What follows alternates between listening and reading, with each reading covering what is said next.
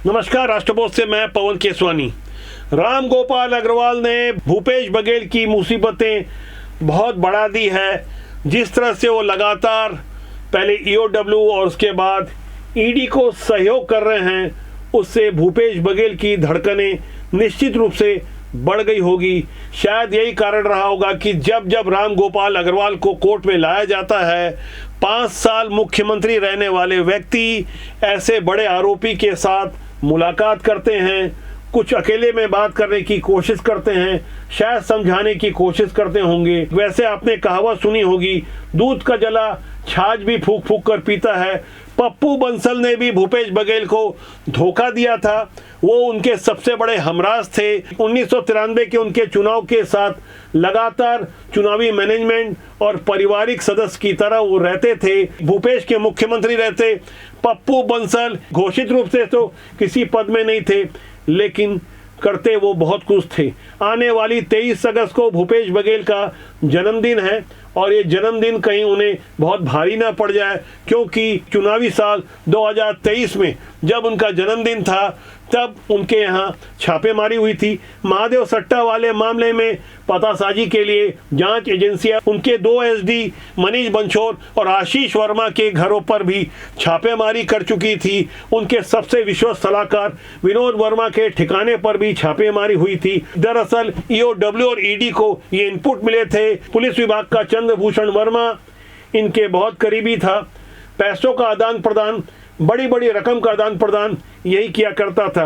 अब जब 23 अगस्त को भूपेश बघेल का जन्मदिन है, तब उस तारीख को लेकर इसलिए आशंका व्यक्त की जा रही है क्योंकि ये जन्मदिन वाले दिन ही भूपेश बघेल के बेटे की भी गिरफ्तारी हुई थी।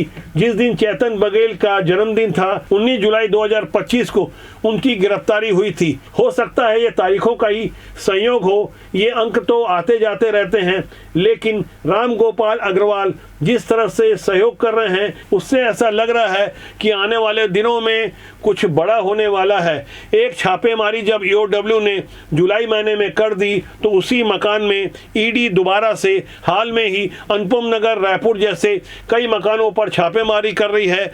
लेकिन दुर्ग के सजल जैन और विश्वास गुप्ता की बात कुछ और है। इनके भी ठिकानों पर पहले छापेमारी हो चुकी थी।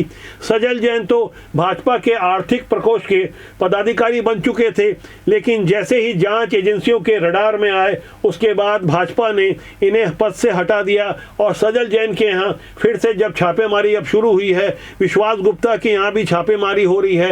ये दोनों ही युवा रियल एस्टेट के कारोबार से जुड़े हैं, दुर्ग के हैं। बहुत कम समय में दावा किया जा रहा है कि इनका अरबों रुपए का ट्रांजैक्शन हो गया और ये राम गोपाल अग्रवाल के बेहद करीबी थे। इनकी फिलहाल गिरफ्तारी नहीं हुई है, हिरासत में नहीं लिया गया है, छापेमारी हुई है, लेकिन बिना आग के धुआं नहीं उठता। राम गोपाल अग्रवाल अपने करीबियों के बारे में सब कुछ सच बता देना चाहते हैं। 3 साल तक जब फरार थे, ऐसा नहीं लगता कि उन्हें गिरफ्तार करने की कोशिश की गई होगी, क्योंकि राम गोपाल अग्रवाल जैसे एक बड़े आरोपी के फरार रहने के बावजूद उनकी एक भी संपत्ति कुर्क नहीं की गई, उन्हें फरार रहने दिया गया और वो बहुत बड़े आराम से आत्मसमर्पण कर रहे हैं। जैसे पप्पू बंसल पकड़ा गया था, तो वो अभी लंबे समय तक हिरासत में नहीं रखा गया और पप्पू बंसल की निशानदेही और उनकी गवाही और सबूतों के आधार पर ही चेतन बघेल की गिरफ्तारी हो गई। 16 करोड़ 70 लाख का जो पुख्ता लेन देन सबूत के साथ दिया गया, उस वजह से चेतन बघेल को 6 महीना जेल में रहना पड़ा। बड़ी मुश्किल से हाई कोर्ट से उन्हें जमानत मिल सकी, लेकिन कवासी लखमा उतने खुशकिस्मत नहीं थे। उन्हें 1 साल से ज़्यादा जेल में रहना पड़ा और अभी भी एक तरीके से वो सजा ही प्राप्त कर रहे हैं, क्योंकि हाई कोर्ट ने सशर्त जमानत दी है। जमानत की शर्त यह है कि उन्हें प्रदेश में नहीं रहना होगा, कहीं बाहर, ठीक वैसे ही जैसे सौम्या चौरसिया प्रदेश के बाहर रहती हैं।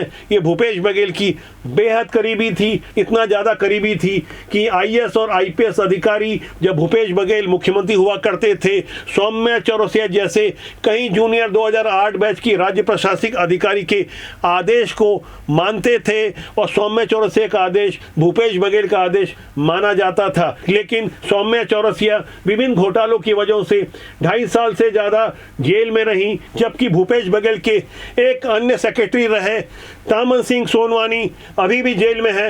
वो CGPSC वाले मामले में जेल में है। यानी भूपेश बघेल के इतने करीबी लोग जेल में हैं, मंत्री जेल में गए, बेटा जेल में गया, खुद वो नामजद आरोपी हैं महादेव सट्टा वाले मामले में, लेकिन वो जेल से बाहर हैं। राम गोपाल अग्रवाल भी पकड़े गए हैं, रिमांड पर हैं, सारी बातें बता रहे हैं।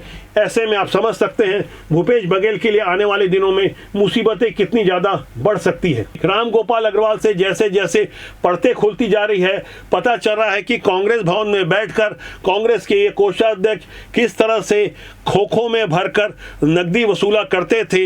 नकदी की रकम जांच में शुरुआत में जैसा कि पता चला 52 करोड़ 60 लाख रुपए की है, जिसे बढ़ाकर बाद में जांच एजेंसियों ने मान लिया ये रकम 54 करोड़ 62 लाख की है।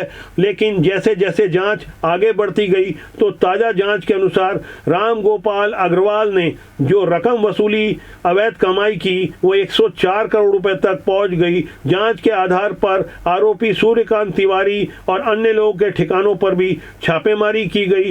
पहले EOW ने राम गोपाल अग्रवाल के ठिकानों के अलावा सूर्यकांत तिवारी, देवेंद्र दत्त सेना जो कांग्रेस भवन में अकाउंटेंट का काम देखते थे, इसके अलावा निखिल चंद्राकर, रोशन सिंह, नारायण साहू और गवाह मोहसिन खान के बारे में भी बारीकी से पड़ताल की और इन आरोपियों को आमने सामने बिठाकर तगड़ी पूछताछ की तैयारी की। आपको याद होगा 23 जुलाई 2023 को कांग्रेस का राष्ट्रीय अधिवेशन नया रायपुर में होने वाला था। तब प्रियंका गांधी वाड्रा के सम्मान में भूपेश बघेल के करीबियों ने फूलों की पंखड़ियां बिछा दी थी, क्योंकि भूपेश बघेल और उनके समर्थकों का यही मानना था कि प्रियंका गांधी वाड्रा के कारण ही उन्हें 2.5 साल ज़्यादा शासन करने का मौका मिला, क्योंकि वादा तो राहुल गांधी ने TS सिंहदेव से किया था जब वो राष्ट्रीय अध्यक्ष हुआ करते थे। 17 दिसंबर 2018 को भूपेश बघेल को इंडोर स्टेडियम रायपुर में शपथ दिलाने के साथ ही ये वादा भी लिया गया था।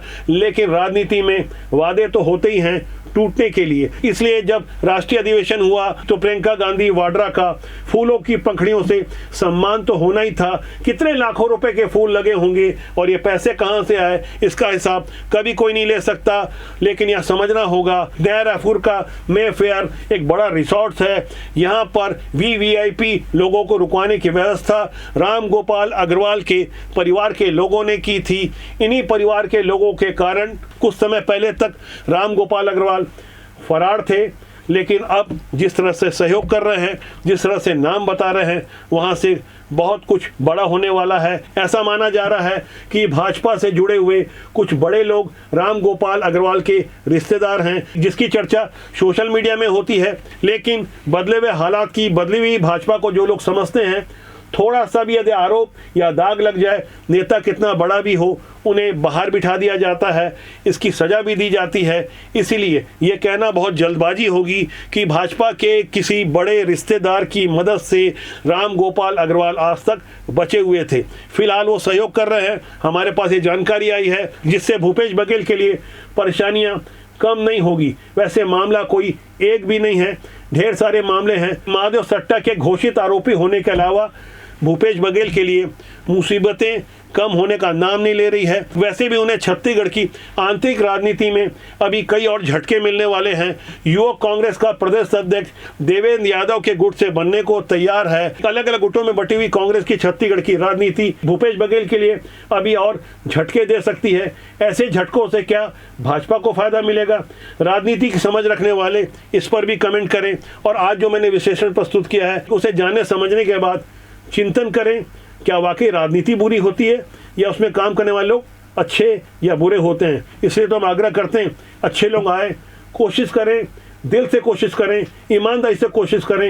ईमानदारी से कोशिश करने वालों की हार नहीं होती। आज के संघ के बारे में आपकी क्या राय है, कमेंट कीजिएगा। नमस्कार।